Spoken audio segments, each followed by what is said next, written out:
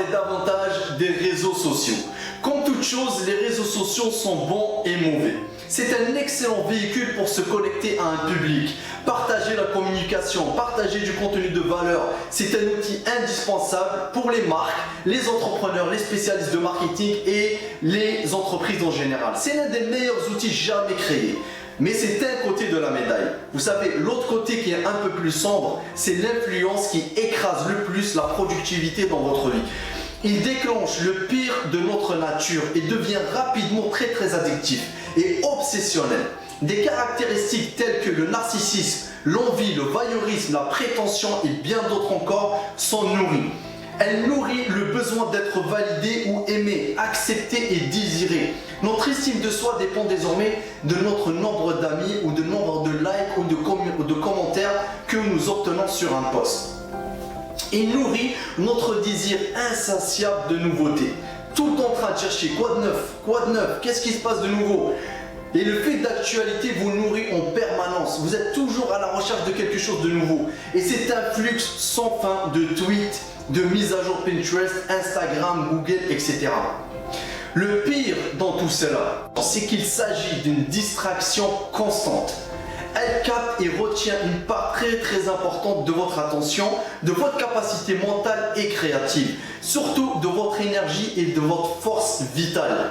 Et elle réduit à néant votre capacité à rester concentré sur ce qui est vraiment important et productif pour l'accomplissement de vos objectifs, de vos buts et de vos rêves.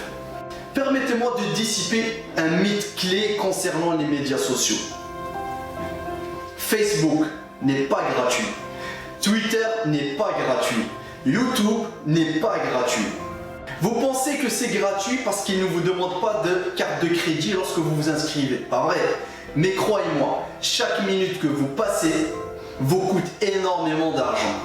Laissez-moi vous donner quelques chiffres rapides à ce sujet. Disons que vous voulez gagner 100 000 $ par an. Cela signifie que vous devez apporter 150 000 $ de revenus de base. Donc, pour les 2000 heures que vous consacrez à votre travail annuel ou pour les 120 000 minutes que vous travaillez par an, cela signifie que votre temps vaut environ... Il s'agit d'une étude approfondie de l'Open Thinking Exchange qui a été publiée dans les environs de 2013, ce qui signifie qu'elle est probablement en retard sur l'actualité. Si je sors les chiffres de maintenant, croyez-moi, les compteurs vont juste péter. C'est certain. Et je n'imagine même pas avec la technologie des métaverses annoncées par Mark Zuckerberg récemment. Aujourd'hui, l'Américain moyen passe 3,2 heures par jour sur les réseaux sociaux. Les 18 à 43 ans, ils passent 3,8 heures. Les 35 ans à 49 ans, 3 heures par jour. Et les 50 à 64 ans ont déclaré y passer 2,4 heures par jour. Si nous prenons la moyenne de 3,2 heures, cela signifie que les médias sociaux vous coûtent environ 250 $ par jour. C'est 62 500 $ par an. C'est le coût de productivité que les médias sociaux ont sur votre vie. Grosse prise de conscience ici, j'espère. Et n'oublions pas que c'est seulement si vous voulez gagner 100 000 $ ou 100 000 € par an. Si vous avez des objectifs qui dépassent largement ce chiffre, cela vous coûtera bien plus que ce chiffre. Écoutez, vous devez commencer à voir les médias sociaux du côté de la consommation. Nous verrons le côté du business dans une seconde, donc je vais en venir très rapidement. Ici, du côté de la consommation, parce que c'est un divertissement sans intérêt. La connexion numérique permanente par les médias sociaux est l'objet d'un divertissement abrutissant pour les masses. Un moyen de se sentir important. Écoutez, je ne dis pas que c'est mauvais, c'est pas du tout ça ce que je suis en train de vous dire. Je passe du temps sur les réseaux sociaux aussi, mais pas pendant mon temps productif au milieu de la journée.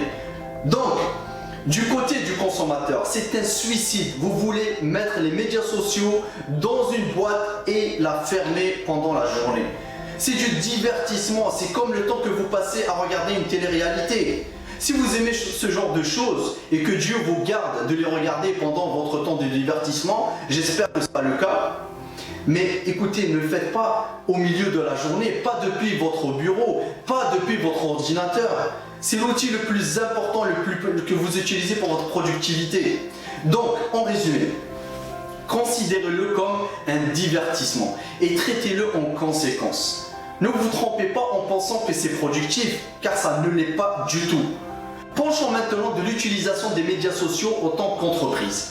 En tant que spécialiste de marketing ou en tant qu'entrepreneur, car je constate qu'ils sont très mal gérés et qu'ils coûtent aux personnes influentes un énorme potentiel de productivité en tant que dirigeant de votre entreprise. Et je me fiche de savoir si vous êtes à la tête de 300 employés ou si vous êtes un propriétaire unique. Vous devez gérer les médias sociaux comme vous gérez tous les autres aspects de la gestion de votre entreprise. Tout d'abord, vous devez les voir pour ce qu'ils sont. C'est un canal. C'est tout. Regardez, vous devez voir votre marketing comme une roue. Ok? Et sur cette roue, je vais afficher l'image, il y a toutes ces branches qui vont du noyau vers l'extérieur. Une branche ne fait pas toute la roue. Il faut les prendre tous. Les médias sociaux sont un axe et les autres axes peuvent être des éléments tels que le marketing d'internet, les publicités sur Google, les publicités dans les magazines, la télévision, la radio, par exemple les panneaux d'affichage ou le soutien des célébrités comme les influenceurs. Ce sont toutes les branches de votre roue de marketing. Maintenant, les points clés ici sont les suivants. C'est une branche, pas la roue entière.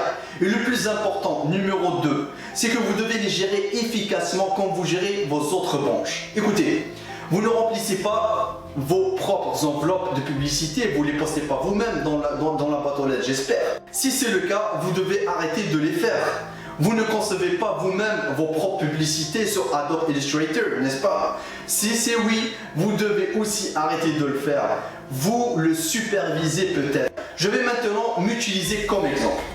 J'ai une communauté de médias sociaux que j'aime et que j'adore. Nous avons un groupe Facebook avec bientôt 1000 personnes.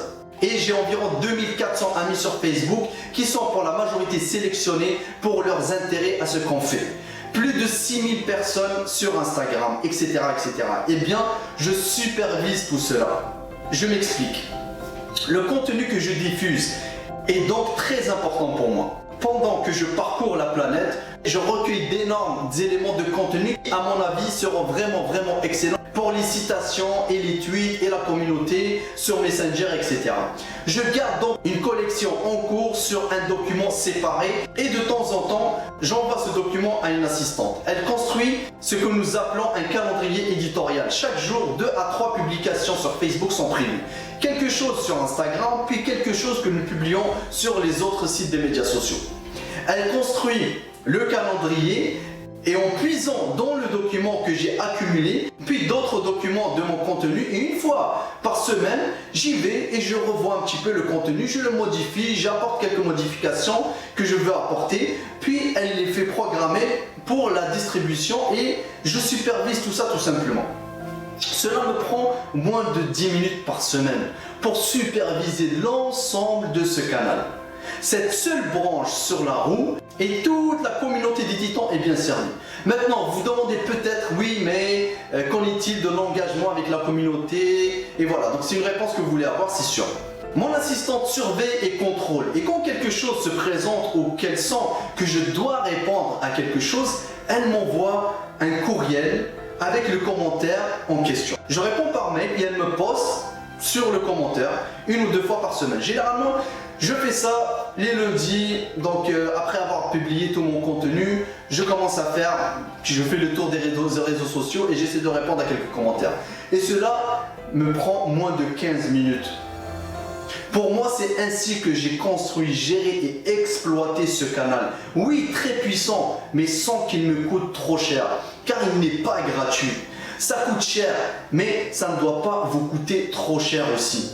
Il suffit de le gérer correctement, d'être malin et de l'utiliser comme un outil efficace et de limiter ou d'éliminer son utilisation en tant que consommateur. Je l'utilise de manière efficace et efficiente, comme vous devriez le faire vous aussi. Et vous devriez utiliser tous les outils de manière efficace et efficiente dans votre vie professionnelle et personnelle également. Je ne l'utilise pas du tout, je ne vais pas du tout sur Facebook à des fins personnelles. Je ne regarde pas non plus la télé-réalité, c'est des choses que je ne fais jamais. Hey guys, ça c'est justement encore une fois. J'espère que ces distinctions vous ont été utiles. Je pense que toute cette histoire des médias sociaux a pris les gens par surprise. Vous devez vous rappeler, c'est un phénomène assez récent qui date surtout des 5 dernières années. C'est devenu une telle mode que tout le monde dit à tout le monde combien il est important d'être sur les réseaux sociaux. Et maintenant, tout le monde est sur les médias sociaux et cela coûte aux personnes importantes et influentes des quantités massives de productivité, non pas parce que c'est mauvais, mais parce qu'ils les gèrent très mal.